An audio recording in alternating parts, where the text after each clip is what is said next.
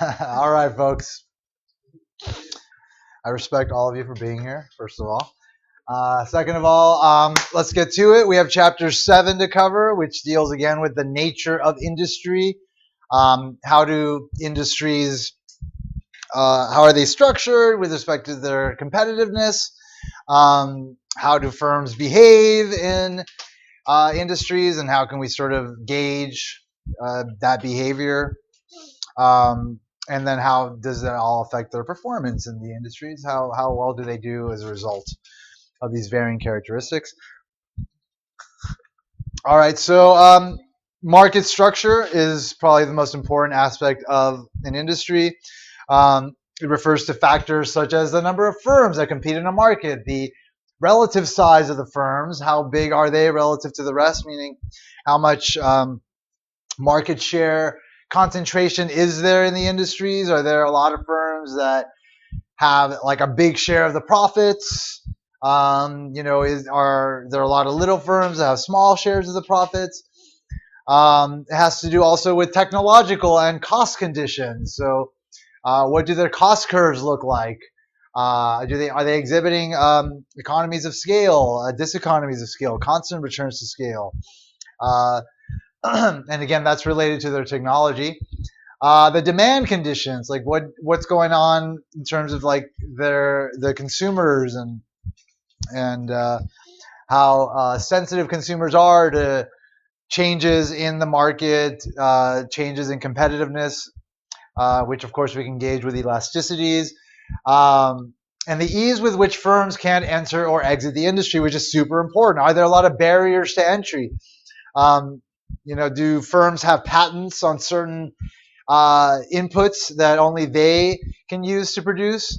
Are there economies of scale that require the firms to be large in order to be successful? That's a barrier to entry because firms have to be large in order to get into those industries. Um, so market structure is basically all the important characteristics of an industry that will ultimately determine how competitive those industries can be. So the following subsections provide an overview of the major structural variables that affect managerial decisions related to market structure. All right, so firm size obviously is one of the big variables that says a lot about market structure. And the largest firm in each industry is not generally going to be the same across all industries. You're going to have, like in the apparel industry, you've got Nike as the largest company with their sales upwards of 20 billion. This is data from 2012 from Fortune 500. Entertainment industry, Disney, largest firm, making 40 billion then, but now it's probably a lot more because of their purchase of Star Wars and Marvel.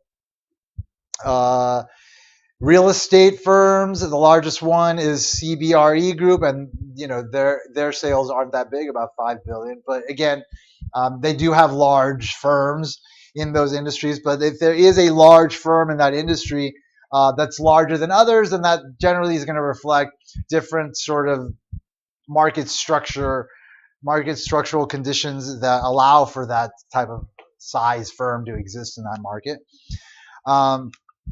Over time, changes in competitor strategies or changes in market conditions can change a firm's relative position within an industry or potentially change the viability of the industry itself. We saw a lot of that happen over the last 30 years with respect to the changing technologies. Kodak was a huge company. They produced all the physical film that we all use to just like take photos and get them produced or whatever. Now they're like barely in existence. Most people like younger than you wouldn't even know what Kodak is. Whereas before it was like Kodak is like the name of a photograph, basically. So the remainder of the chapter and the course takes a deeper look at how these variations can occur. So industry concentration, again, is one of the sort of defining characteristics of the market structure. So it basically refers to the size distribution of firms within an industry. The optimal decisions of a manager who faces little competition from other firms in the industry will differ from those of a manager who works in an industry in which there are many firms. So that's a lot of what we'll be talking about in the coming weeks.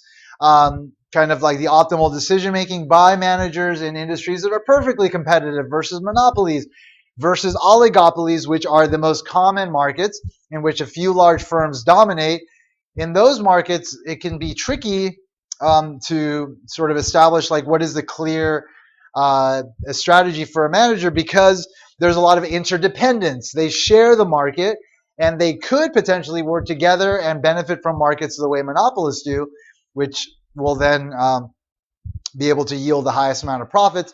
But these firms are also competing against each other, and it's illegal for them to work together. And so it creates a new layer of complexity, and we have to take that into account in our models, and then help to sort of provide insights into how to best maneuver those industries. So we'll deal with all those issues related directly to the industry concentration.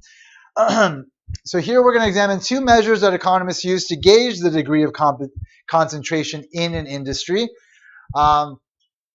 So the concentration ratios measure how much of total output in an industry is produced by the largest firms in the industry. The most common concentration ratio is called the four-firm concentration ratio. It's the fraction of total industry sales that are produced by the four largest firms in the industry. So let's say we're talking about the sales of the four largest firms, which we can denote by S1, S2, S3, and S4. And we'll let ST denote the total sales of all the firms in the industry. Then the four-firm concentration ratio is given by the sum of those four essentially market shares of like the largest firms. Equivalently, the four-firm concentration ratio is the sum of the basically, it's exactly the same. It's just mathematically equivalent. By taking each firm independently, their sales is a fraction of total sales, we're getting their market share, and if we sum those together, we get the four-firm concentration ratio. So either you do that step first, or you sum their sales and then take that as a fraction of the total sales, will get you the same result, which is the four-firm concentration ratio. When an industry is composed of a very large number of firms, each of which is very small, then the four-firm concentration ratio will be very small, right? The four largest firms in an industry where there's a lot of small firms will have a small portion of the overall market share. There'll be very little concentration in that industry. When four or fewer firms produce all of an industry's output, the four-firm concentration ratio will be equal to 1. So that's going to be a very concentrated industry where market share is very concentrated. Again, the sales, most of the sales are going to be made by very few firms, in this case, 4 or less firms. The closer the four-firm concentration ratio is to 0, the less concentrated is the industry, and the closer the ratio is to 1, the more concentrated is the industry. Quick demonstration problem. Suppose an industry is composed of 6 firms. 4 firms have sales of $10 each, and 2 firms have sales of $5 each. The question is, what is the four-firm concentration ratio for the industry? Pretty simple problem. So you take the sum of all the individual firm sales. That'll get you the total, right? And then you want to add the sales of the 4 biggest firms, which have $10 each worth of sales, as a fraction of that. So that's going to be what, $40 as a fraction of 50, right? Yeah, so it's going to be about 0.8 there. So the total industry sales are $50. The sale of the 4 largest firms are equal to 40. So the four-firm concentration ratio, therefore, is going to be equal to, in this case, 0.8. So pretty close to 1. Very concentrated industry. Lots of firms dominating the industry, taking the sales away from potential competitors. So the 4 largest firms in the industry account for, in this case, 80% of total industry output. Another measure of concentration is known as the Herfindahl-Hirschman index. It's an index that is used by the Justice Department and the Justice Department and the Federal Trade Commission when they are sort of analyzing whether or not like mergers are going to be good or bad for like the industries that they're being proposed for. So Recently, there was they actually turned down. I think it was Sigma and Aetna or Blue Shield. I don't know. It was like two big insurance companies were trying to merge, and the Justice Department got involved, and they did their analysis, and they stopped the merger from happening. So part of that analysis involves looking at like concentration ratios, specifically the Herfindahl-Hirschman index. It is the sum of the squared market shares of firms in a given industry multiplied by 10,000 to eliminate the need for decimals. So by squaring the market shares before adding them up, the index gives more weight to the high market shares more heavily. So suppose firm I's, so just a normal firm I. Firm I's share of the total market output is their sales, SI, as a fraction of the overall industry sales, ST. Then the Herfindahl-Hirschman index will be equal to 10,000 times the sum of those squared market shares. So again, this is sigma notation, basically saying that we sum up each of these market shares for the I number of firms. So I could be, 3 firms, could be 8 firms, whatever. The value of the Herfindahl-Hirschman index lies somewhere between 0 and 10,000. A value of 10,000 arises when there's a single firm with a market share of 1. So basically, as the number gets closer to 10,000, larger, then the industry becomes reveals itself to be more and more concentrated, having less and less competition. The value of 0 results when there are numerous infinitesimally small firms. So you'll have truly small market shares.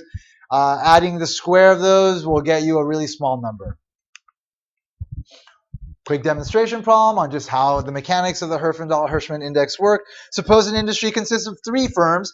2 firms have sales of $10 each. 1 firm has sales of $30. What is the Herfindahl-Hirschman index for this industry? What is the 4-firm concentration ratio for the industry? So you have 2 firms that have $10 each and 1 firm that has 30. So total industry sales is equal to 50, right? So we have 2 firms, each with 10. So that's 10 out of 50. So that's 1/5 and 1/5 each. And then one that's 3/5. So again, total industry sales are 50. The largest firm has a market share of 30 over 50, and the 2 other firms have market shares of 10 over 50 each. So the Herfindahl-Hirschman index for the industry is equal to 10,000 times the sum of those squared market shares.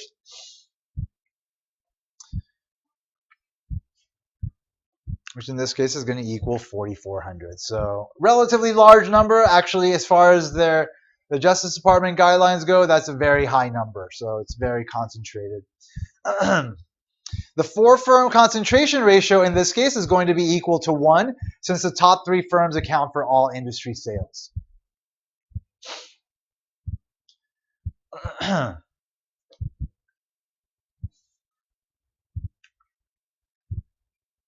All right. So as far as U.S. industry goes, we can look at some of the actual numbers.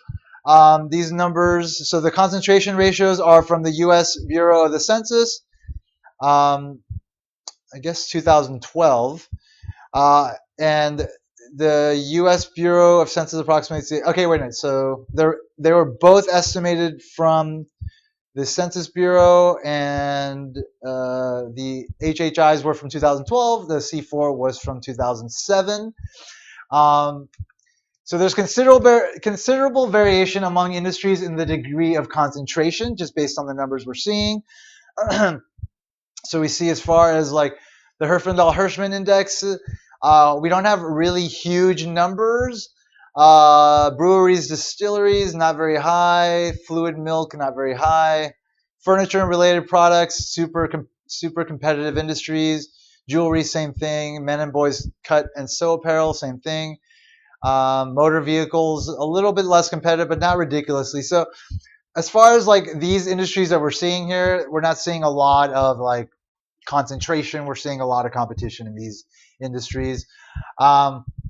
Based on the Herfindahl-Hirschman index, the C4 tells a slightly different story, where breweries are pretty concentrated as far as the C4 measure goes. Distilleries, same thing. Electronic computers, same thing. Fluid milk, not kind of in the middle. Um, so it has a lot to do with like the nature of the product being sold, which will then inform their cost conditions. Because if it's really easy to produce something, then costs will be low, and therefore there won't be many barriers to entry. So a lot of firms will be in the industries, and profits won't be that high. Competition will be high. The Herfindahl-Hirschman Index reported reveal a similar pattern. The industries with high four-firm concentration ratios tend to have higher Herfindahl-Hirschman indexes. And again, these measures aren't perfect, and so like the agency's tasked with sort of monitoring concentration in industries will use various measures, just to kind of get different information from them. To obviously, because if they make a determination like you cannot merge, like that has a lot of implications in terms of profits for firms, and they will fight. They will fight those decisions, and they'll take the government to court, and so there has to be a lot of sort of empirical evidence to support why like the Justice Department might make that type of determination. There are exceptions as far as that pattern goes. The motor vehicle industry and the snack food industry. Motor vehicle industry is kind of in the middle as far as the C4, but a kind of higher Herfindahl-Hirschman index.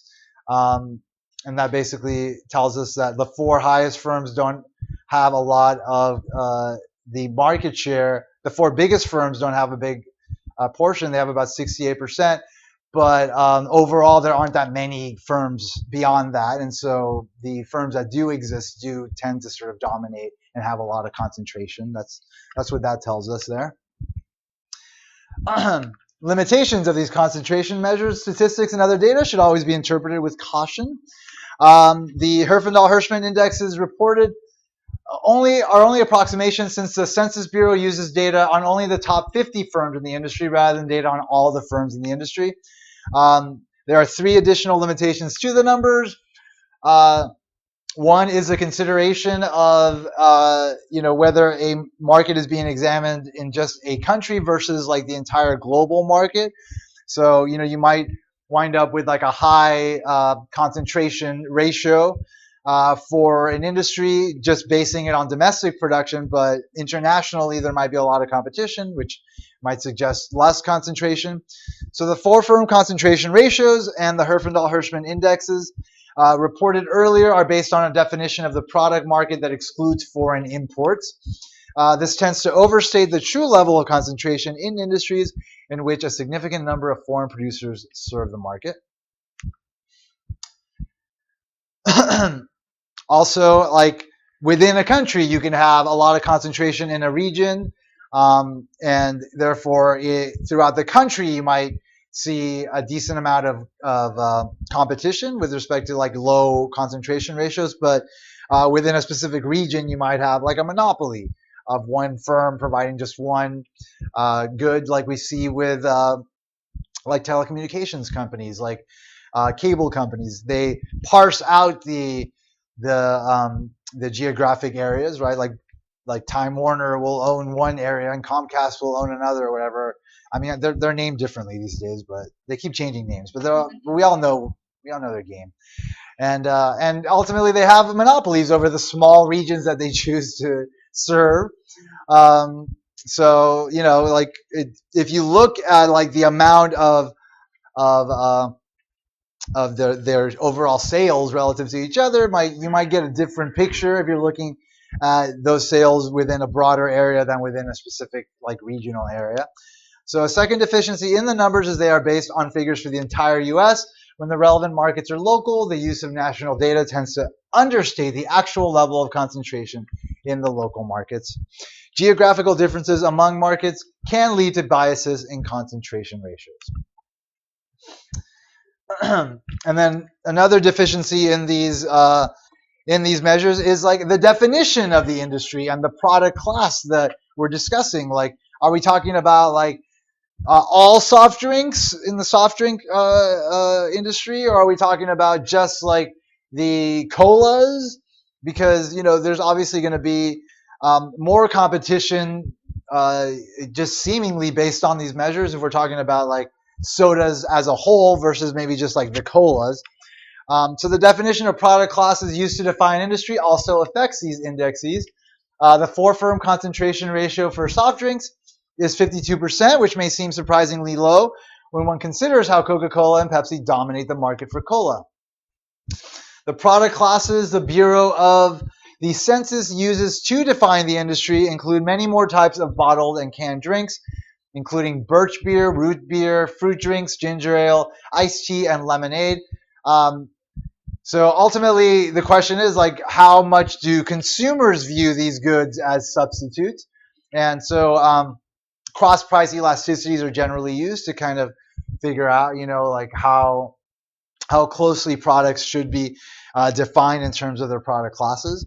So as a general rule, products that are close substitutes have large positive cross-price elasticities are considered to belong in a given industry class. So it's not just a measure in Chapter 3 that you should forget.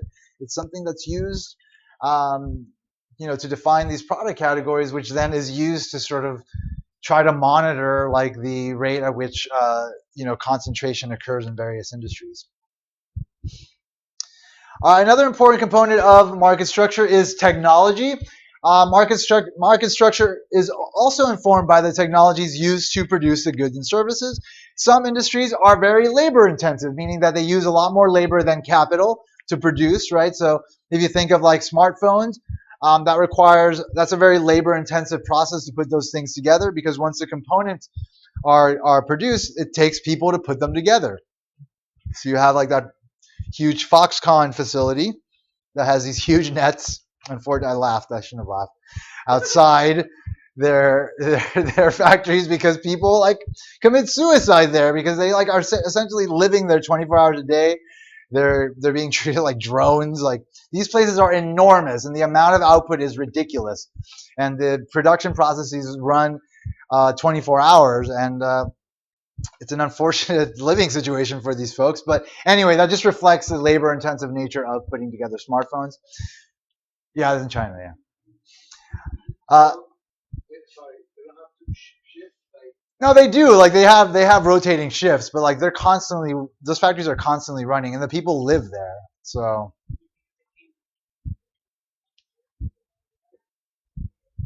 they don't have the kind of protections we have here for workers. So they're able to exploit their workers more there. Anyway, other industries are very capital intensive. They use more capital than labor, such as like the oil industries. They require large investments in plant, equipment, and machines to be able to produce goods and services.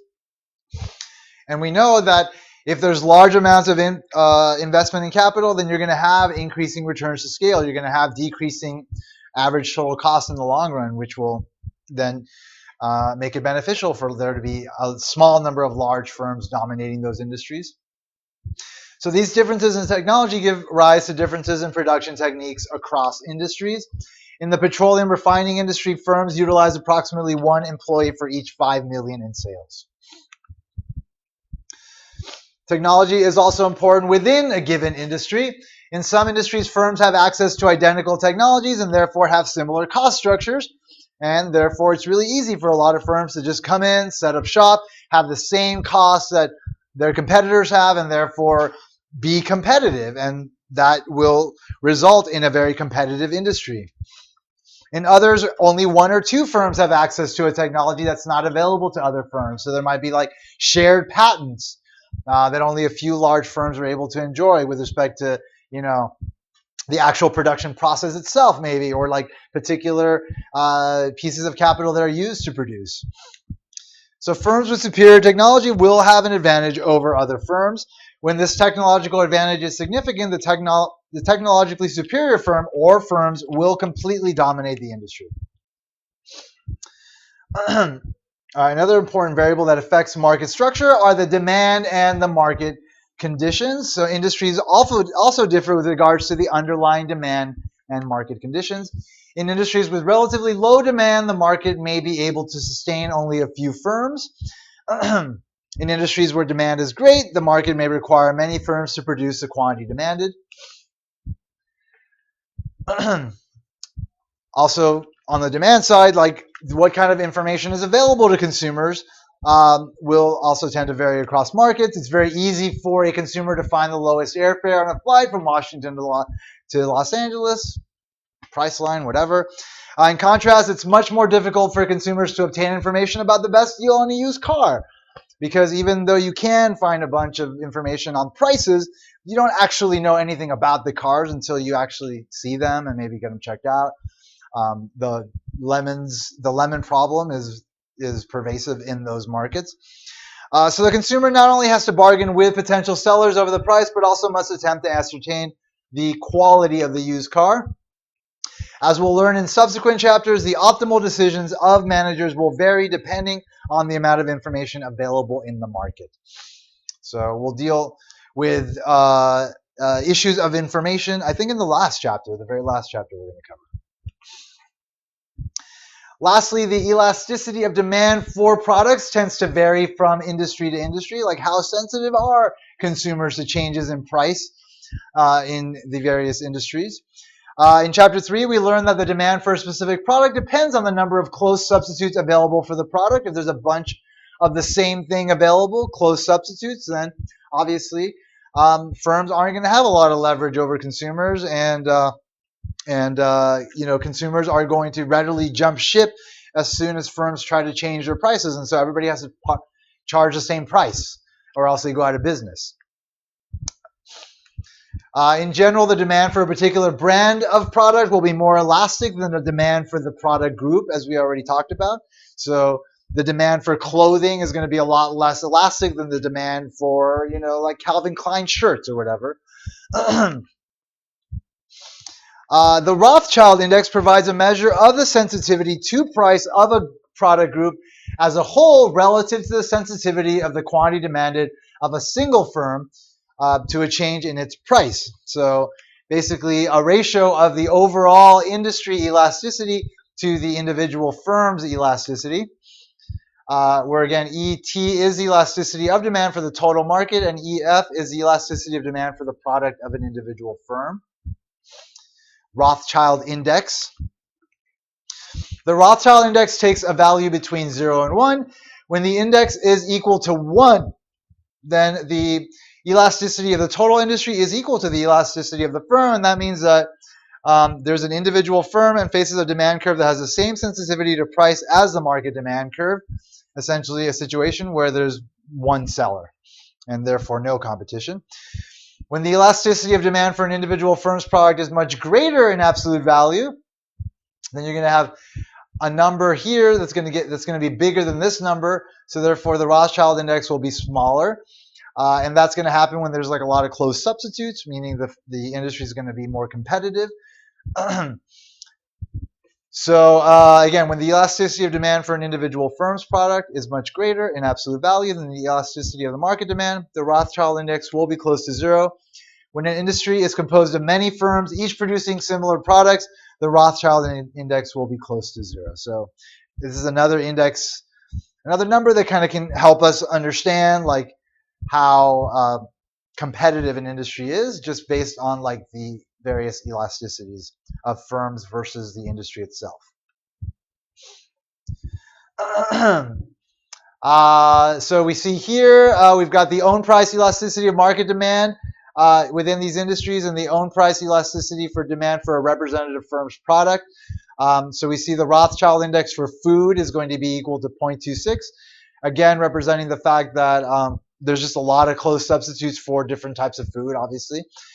So there's a lot of sensitivity to the individual types of food, but as far as like the food itself, it's going to be less elastic, in this case unit elastic. Tobacco, though, has a Rothschild index of 1, which essentially tells us that even though there isn't one firm in that industry, that the individual buyers of the different brands of cigarettes don't necessarily view them as close substitutes. They're very loyal to their brands, right? Their cigarette brands. So like to them, like that is like the cigarette brand. That is the cigarette for them. And so they are very inelastic with respect to their demand, and therefore it tends to be very close to the overall industry elasticity of cigarettes, and that's why we get that high Rothschild index. Um, so that kind of situation represents what's called a monopolistically competitive industry, where you have a lot of competition, but each firm is able to sort of distinguish their product as kind of different from everybody else's, even though it's very close. But they brand them in a way that it just creates the idea of it being its own product, which then allows a firm to kind of approach that market as though it has a monopoly over it, like has full control over it. So it makes sense that the Rothschild index would be that high.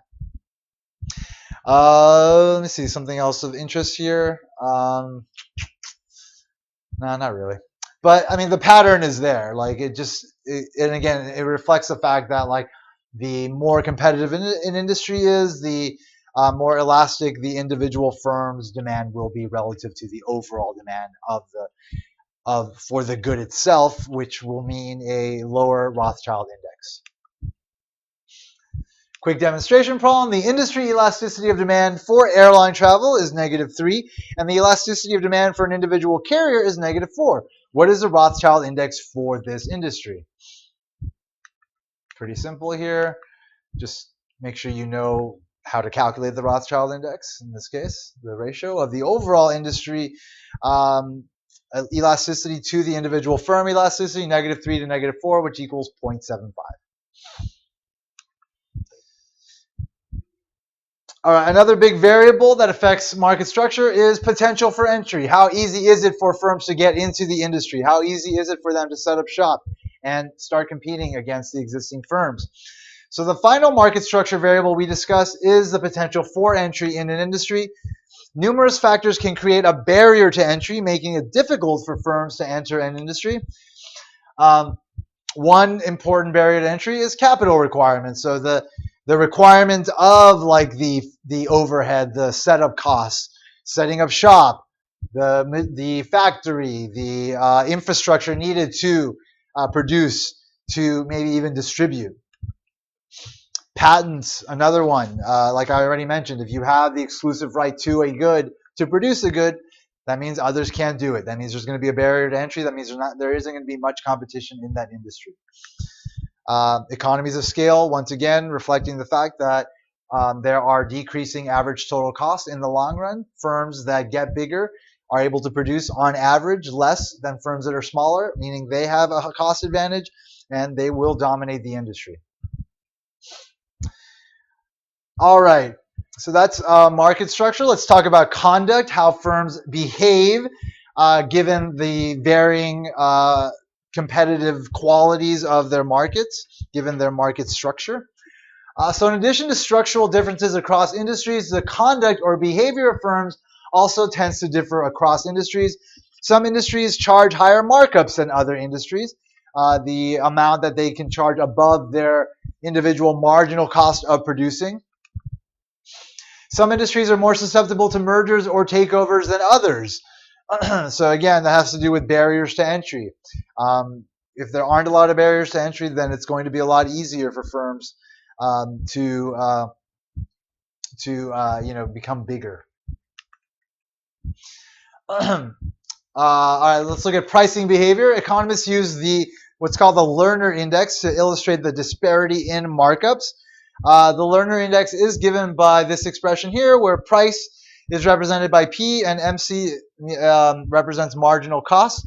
So this is the difference between the price charged in the market and the marginal cost, the extra cost of producing additional units.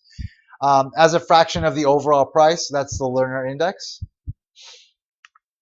The Lerner Index is related to the markup charged by a firm. We can rearrange this to get to the markup. So here's the Lerner Index. If we multiply the whole thing by P to get P on the left-hand side, and then subtract P from both sides to get all the P's on one side here, and then factor out P from this expression here. You don't have to derive this, I'm just doing this so that you know where it comes from. Factoring out P, then you got P times L minus 1 equals negative marginal cost, dividing both sides by L minus 1, and then factoring out -1 there.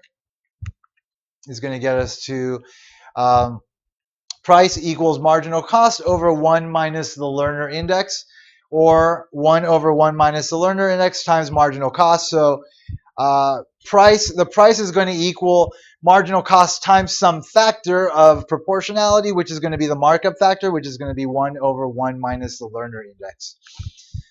So in this equation, 1 over 1 minus the learner index is the markup factor. It defines a factor by which marginal cost is multiplied to obtain the price of the good.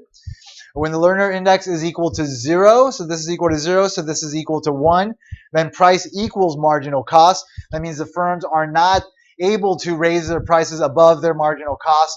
They're only able to sell at the cost they're able to produce at, and that's going to represent an industry in which there's a lot of competition. They can't get away with charging anything higher than what everybody else is charging.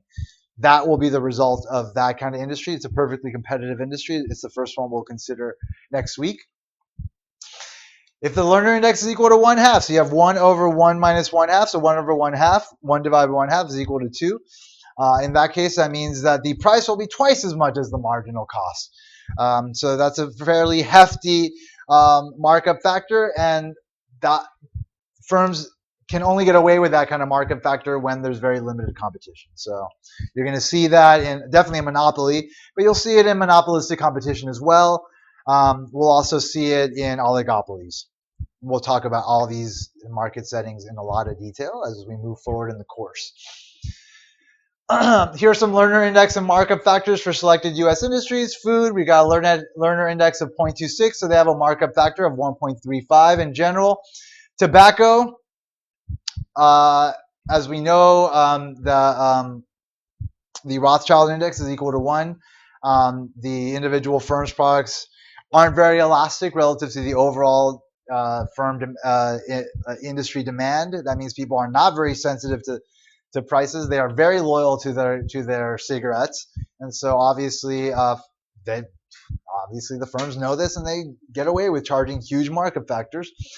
What else? Let me see. We've got relatively small markup factors in textiles, just fabrics, right? Apparel, not too bad. Paper, kind of high, but c'est la vie. Paper's not that expensive to begin with. Chemicals, that makes sense. A huge markup there. Chemicals usually tend to have, patents associated with them, which means that that's a huge barrier to entry. Not going to have much competition, so you're going to have a big ability to mark up. And there you go. Quick demonstration problem. A firm in the airline industry has a marginal cost of $200 and charges a price of $300. What are the learner index and the markup factor? So again, the learner index is equal to the price minus marginal cost over the price. So we got a price of 300. We got a marginal cost of 200. So that's going to give us a learner index in this case of 1/3. We know the markup factor is 1 over 1 minus the learner index. So we're going to have, in this case, 1 over 2/3, which is equal to 3/2, which is equal to 1.5. So their markup factor is 1.5. So they, in this example, representing the airline industry, they're able to mark up their prices by 50% above their marginal cost. All right, the other big sort of category that falls under conduct is that of integration and merger activity. Is there a lot of this going on? Are firms becoming bigger? Are they concentrating their market power? And again, this is something that the government monitors very closely via the Justice Department and the Federal Trade Commission. Unfortunately, the Federal Trade Commission, the new head of the Federal Trade Commission, is very much for mergers, and so I doubt we're going to see a lot of big companies halted in terms of their attempts to concentrate market power over the next 4 years. We're going to see a lot of bigger firms emerging. Even firms that tried to do it before are going to have a chance to do it now. Of course.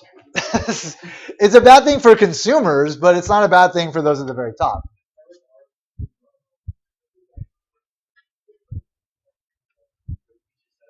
I mean, it's not surprising that would happen, right? And so I mean, obviously he's putting in all his buddies into these departments, and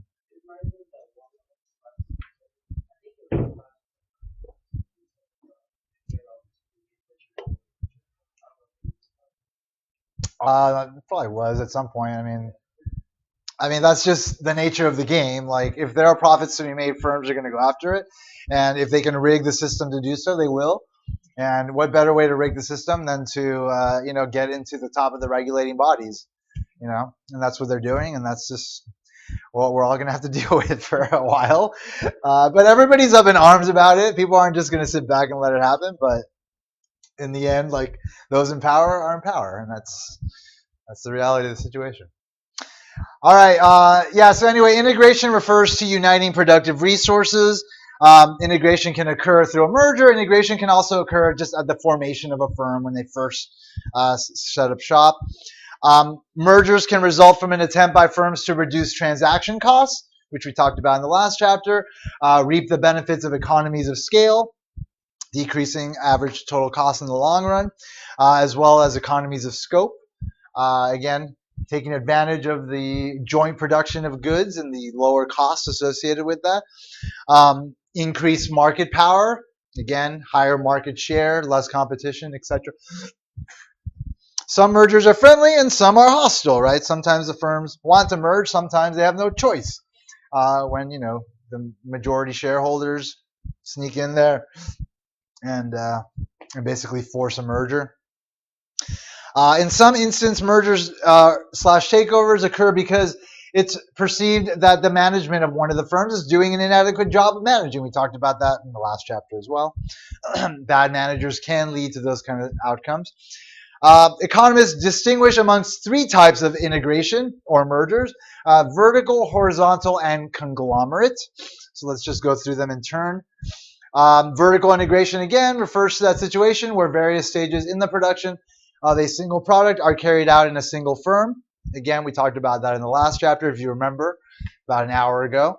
It is the last option when it comes to a firm trying to sort of figure out how to optimally procure inputs at the least cost.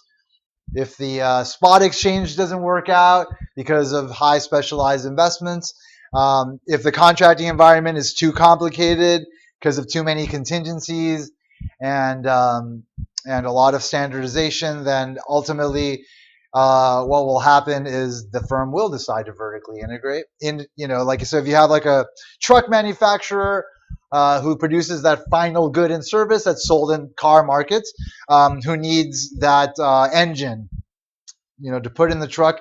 They've been buying it from a certain supplier. Things have gotten complicated. They decide we're going to vertically integrate. We're going to incorporate the production of this engine into our production process. But obviously that would mean, again, splitting the focus of what they do. Their job is to create cars, but now they also have to figure out how to, efficiently create engines. Ultimately, they will save money in the long run, but it can be a problematic decision, and that again is why it is the option of last resort when it comes to procuring inputs. Another kind of integration is the horizontal integration, when you have similar firms that merge together, like I mentioned, like a couple of healthcare companies that were trying to merge together to become a larger healthcare company. That's a horizontal integration. So it refers to the merging of the production of similar products into a single firm. In contrast to vertical integration, which occurs because the strategy reduces transaction costs, the primary reasons firms engage in horizontal integration are: one, to enjoy the cost savings of economies of scale or scope, right? They get bigger, average total cost decreases, so their profits go up. Again, scope, producing things together is cheaper than producing them separately. This results in them enhancing their market power. Their market share goes up, which means that they can ultimately charge higher markups, which is what market power is, their ability to charge above their marginal cost. When the benefits of cost reductions are small relative to the gain in market power enjoyed by the horizontally integrated firm, then the government may challenge the merger. So if it's if it's very clear that that merging is not going to reduce costs much for the firm, and that ultimately it is just about like concentrating that market share, then that is going to be a red flag, and the government will step in. So the Federal Trade Commission and the Antitrust Division of the U.S. Department of Justice are empowered to file a lawsuit to prevent firms from merging into a single firm. Under their current horizontal merger guidelines, the antitrust authorities view industries with Herfindahl-Hirschman indexes in excess of 2,500 to be highly concentrated, and may attempt to block a horizontal merger if it will increase the Herfindahl-Hirschman index by more than 200 points. So they have very specific guidelines. The chapter goes into a little bit more of it. I don't expect you to know that, but I do expect you to understand what the Herfindahl-Hirschman index is and how to calculate it. But this is important information to know just for practical reasons. It's important to stress, however, that these are merely guidelines. Again, it is up to their discretion. The third type of integration is known as the conglomerate mergers. Conglomerate mergers involves the integration of different product lines into a single firm. So Disney bought ABC. Disney, obviously, in the business of theme parks and the business of creating films. ABC was just a television producer, but they did merge. The economic rationale for conglomerates is not necessarily always clear. Merging completely different business lines is often counterproductive because doing so leads to a loss of specialization, which is super important. Specialization is what allows for increasing returns to the productive inputs. And sometimes you'll lose that without offsetting beneficial synergies that you get from uniting very similar production processes, where you might have a lot of top tier kind of managers coming together who are both very good at doing the same thing, and them maybe coming together and creating that kind of synergy you need to be able to push forth a larger scale operation of the same type of firm.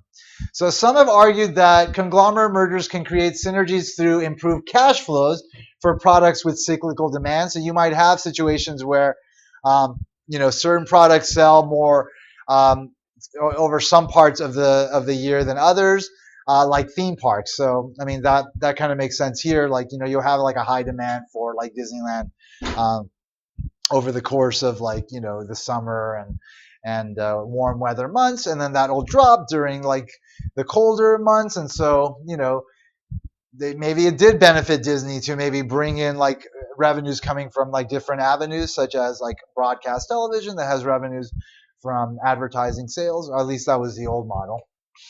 Others have argued that when the supply of superior managerial talent is tight, the overall profits of a conglomerate managed by a superior CEO can exceed the combined profits of several independent firms managed by different CEOs with only average managerial talent. So that might be a reason why you might have these conglomerate mergers, just the fact that there's some superior talent at the top that is just willing to take anything on and improve it regardless of its nature. So different industries can come together and be optimized by some amazing manager that took my class. All right, research and development and advertising. Another sort of way that firms can conduct themselves in differing market structures. So one way firms gain a technological advantage is by engaging in research and development and then obtaining a patent for the technology developed through their R&D. So here we have some of the big companies in these industries: pharmaceutical, motor vehicles, rubber and plastic, food, soap and cosmetics. And then we see R&D as a percentage of sales. So pharmaceutical company, obviously you're going to have a huge amount of R&D because obviously their business is dependent on developing new drugs, new products that nobody else can sell. And Ford, obviously not going to have much R&D because cars are cars. Tires as well, not much R&D. Cereal, Kellogg's, I mean, really, what can you do with cereal? They've done it all. Just go to the cereal aisle. It's every version of cereal you can imagine. Uh, so the degree to which they create brand awareness and identity through advertising can establish a market advantage also if necessary. So obviously, like firms like Kellogg's, where like their R&D is not going to be that big, they are going to spend a lot more money on their advertising, right? Like branding and creating that very loyal customer base that views their product as different from the other cereals, the 1,000 cereals available in the cereal aisle will up their profits, and it does. And we'll look at how that happens later on. Procter and Gamble, soap and cosmetics, again, a lot of advertising. Pharmaceutical companies, not much advertising. Car companies, not much advertising.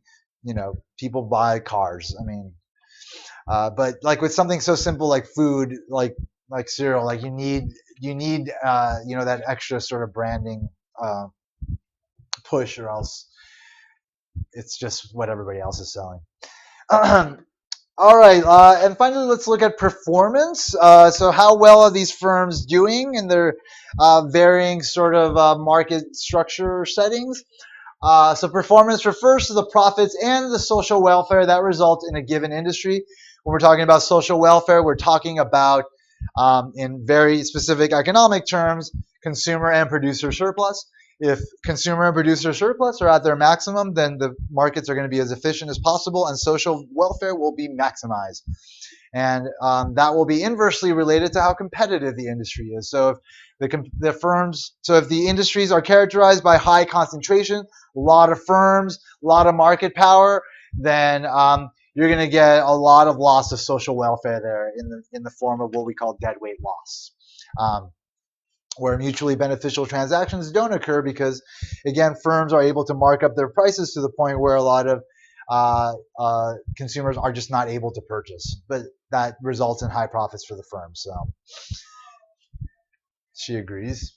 It's important for future managers to recognize that profits and social welfare vary considerably across industries.